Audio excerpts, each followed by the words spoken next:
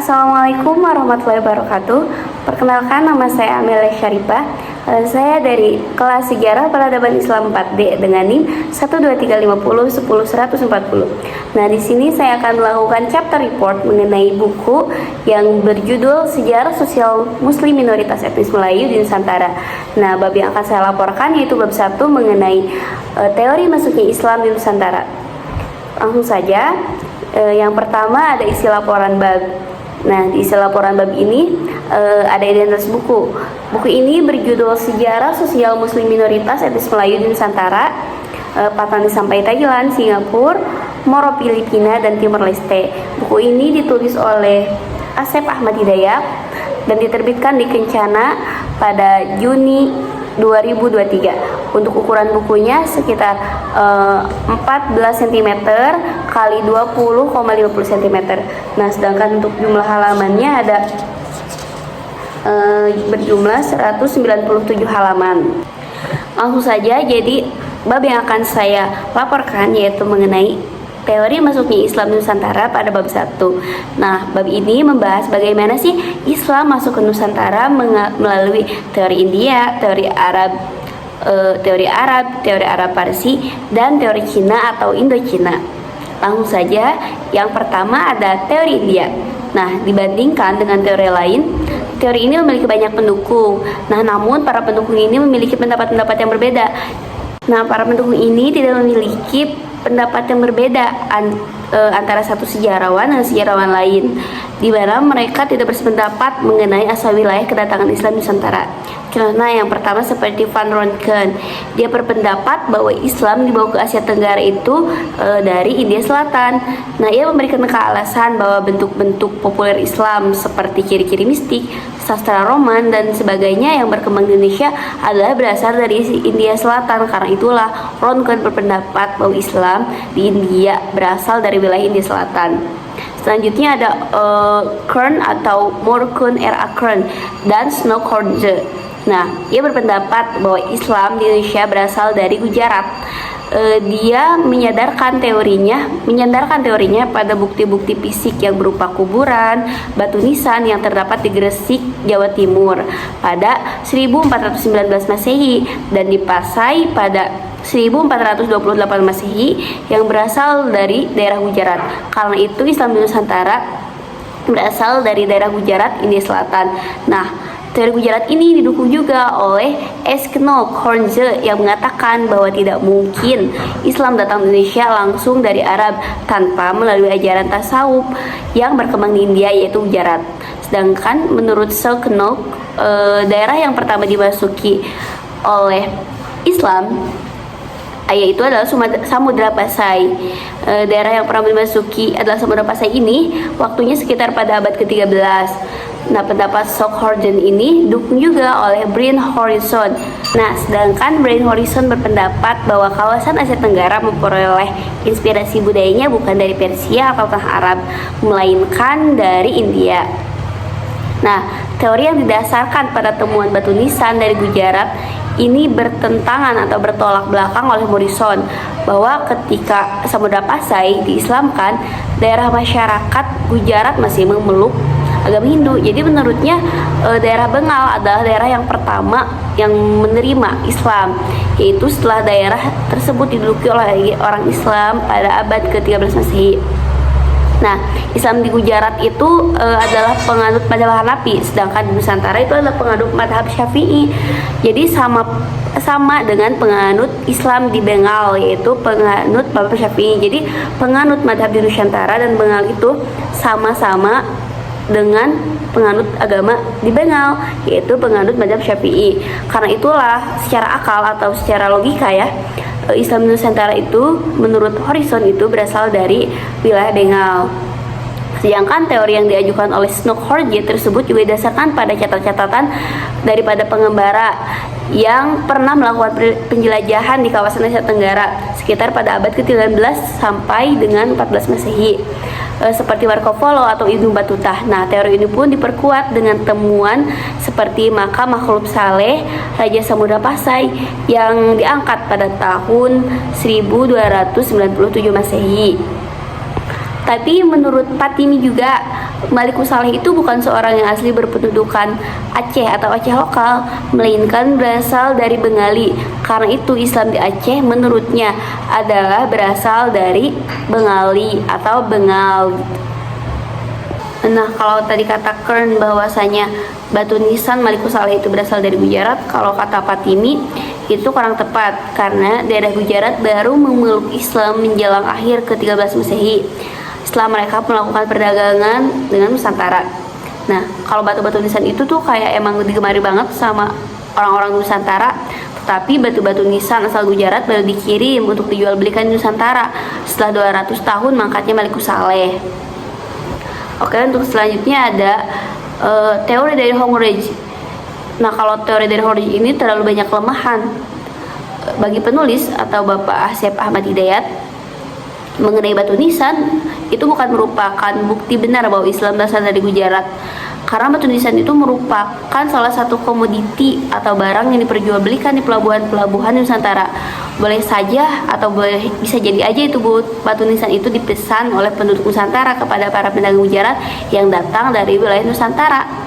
Nah, dengan demikian barang-barang seperti batu nisan tadi itu merupakan barang dagang yang dijual belikan para pedagang India, Arab atau Persia dan juga Cina sebelum berlayar ke wilayah Nusantara. Jadi dengan demikian boleh saja para pedagang muslim itu juga pun menjual batu-batu nisan tadi gitu. Nah, sementara itu pendapat Horizon yang mengatakan bahwa Gujarat tidak menganut mazhab Syafi'i itu juga kurang tepat. Nah, teori yang selanjutnya ada teori Arab Mekah. Nah, teori ini mengatakan bahwa Islam telah datang ke Nusantara sejak abad pertama Hijriah atau pada abad ke-7 Masehi langsung dari kota Mekah. Sedangkan menurut Mahayuddin Haji Yahya dan Ahmad Jalani Halimi dalam sejarah Islam, bahwa sebagian besar daripada pedagang Arab yang berlayar di kawasan Asia Tenggara pada periode awal merupakan para pedagang dari Yaman dan Oman dari sebagian selatan dan tenggara semenanjung Arabia. Wilayah Yaman berhasil diislamkan sekitar 630 sampai dengan 631 Masehi atas usaha dakwah dari Ali bin Abi Thalib. Nah, teori Arab Mekah juga dikemukakan oleh Buya Hamka yang telah ditulis dalam sebuah risalah untuk seminar nasional tentang masuknya Islam di Indonesia. Hamka menulis beberapa poin penting. Yang pertama, mengislamkan orang-orang Melayu di Nusantara adalah langsung dari sumber Mekah, yaitu dengan diutusnya Syekh Ismail oleh Syarif Mekah yang sebelumnya singgah dahulu di pantai Malabar atau India untuk menjemput Fakir Muhammad keturunan Abu Bakar As-Siddiq yang menyertai ke Nusantara untuk mengislamkan Merasilu atau Raja Perak Samudra Pasai. Poin yang kedua ada mengislamkan para Merwa atau Raja Tumasik yang dilakukan oleh Syahid Abdul Aziz yang datang langsung dari Jeddah. Yang ketiga ada mengislamkan di daerah Aceh dirintis oleh Syekh Abdullah Arif yang datang dari tanah Arab bersama muridnya Burhanuddin. Poin keempat ada Maulana Malik Ibrahim, salah seorang wali songo yang turut mempelopori penyiaran Islam di tanah Jawa yang merupakan keturunan dari Ali Zainal Abidin cucu Ali bin Abi Thalib. Sedangkan yang kelima ada Sunan Gunung Jati atau Syarif Hidayatullah, salah seorang wali songo yang turut mengembangkan Islam di Pulau Jawa, tanah Pasundan terutamanya, yang dikembangkan yang merupakan beliau itu keturunan bangsawan Quraisy. Poin keenam ada mengislamkan Raja Kedah seperti tersebut dalam hikayat Rongo Mahawangsa yang dilakukan oleh Syekh Abdullah Yamani, seorang ulama Arab.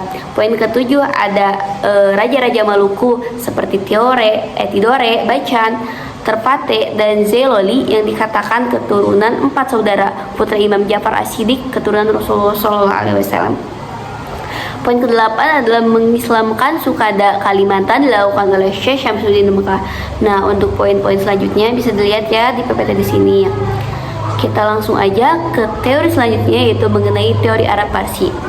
Nah, untuk teori Arab Parsi atau teori Persia menyatakan bahwa Islam datang di Asia Tenggara berasal dari tanah Persia atau Iran sekarang yang bermadzhab Syiah dari abad ke-13 Masehi.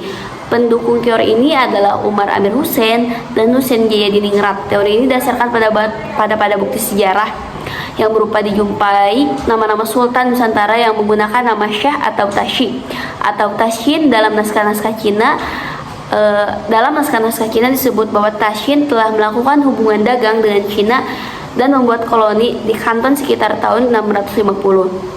Nah, teori Arab Parsi ini juga dilandasi pada dua alasan, yaitu pertama, bahwa